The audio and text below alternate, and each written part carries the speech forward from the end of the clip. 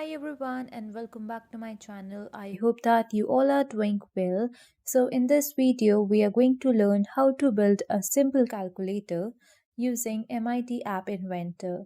And in this calculator there is no number keypad. We are just going to type in the number on that text box, right? And whenever we need an answer like in plus, minus, multiply and divide, we will simply click that button to get an answer. So like this way this calculator will work, and I hope that this video will helpful to you. And if you like this video, then please give a big fat thumbs up. Do like, share and subscribe to the channel for such more videos. Now without wasting any time, let's jump into the video.